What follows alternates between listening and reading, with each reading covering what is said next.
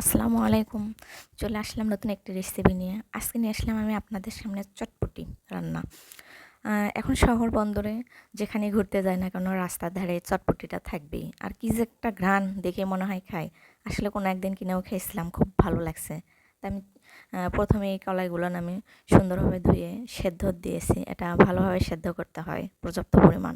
একদম শক্ত শক্ত থাকলে ভালো লাগে না, একদম ভালোভাবে সেদ্ধ হলে খেতেও ভালো লাগে এই কালাইগুলো।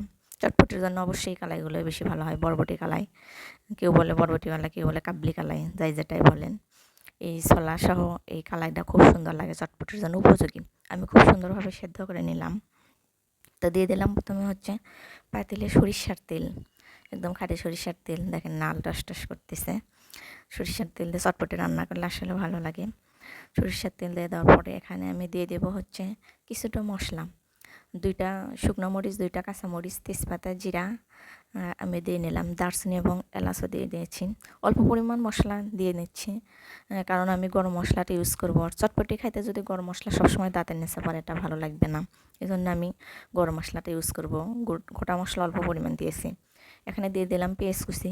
পেঁয়াজ কুচিটা ভালোভাবে সেদ্ধ করে নেব এবং দিয়ে দিলাম হচ্ছে কিছুটা লবণ এবং হচ্ছে হলুদের গুঁড়া পরিমাণ মতো।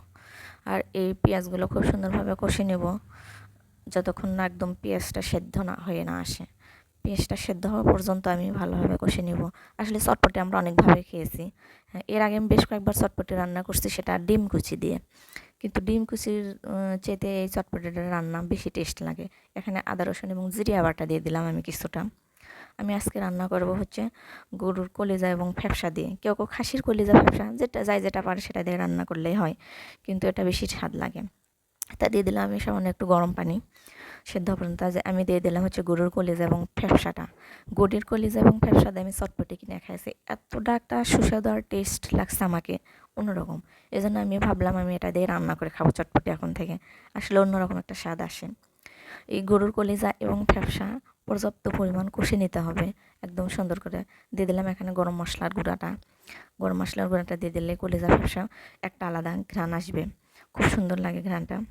আমি খুব সুন্দরভাবে কষে নিচ্ছি। কষে নেওয়ার পর আমি চটপটিটার ভেতরে দিয়ে দেবো। আর আপনারা চটপটি খেতে অবশ্যই ডিম কুচি দিয়ে খান। আসলে মাঝে মধ্যে এরকম গরু অথবা খাসির কলিজা এবং ফ্যাপসা দিয়ে খেয়ে দেখেন চটপটিটা আসলে কত রকম একটা কীরকম একটা ভীষণ টেস্ট লাগে। আমি আসলে কখনো খাইছিলাম না, কিনে খাওয়ার পরে দেখছি আসলে অন্যরকম একটা টেস্ট। তারপরে আমি আসলে হাতে বানাই খাই। তা আজকে ভাবলাম আপনাদের সাথে এই চটপটি বানানোটা একটু শেয়ার করি, রেসিপিটা আপনারাও মাঝে মধ্যে বানিয়ে খান। তা আমি হচ্ছে তারপরে চটপটিগুলো ওই আর কি কালাইগুলো দিয়ে দিলাম এই কলিজার ভেতরে, ফ্যাপসার ভেতরে। এখন আমি খুব সুন্দরভাবে এটা করবো, কষাবো।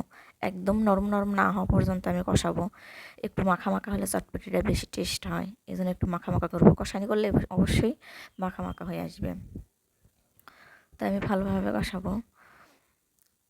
আর আমার এই রান্নাটা কেমন হচ্ছে এবং কেমন লাগবে অবশ্যই আপনারা লাইক এবং কমেন্টস করে জানাবেন।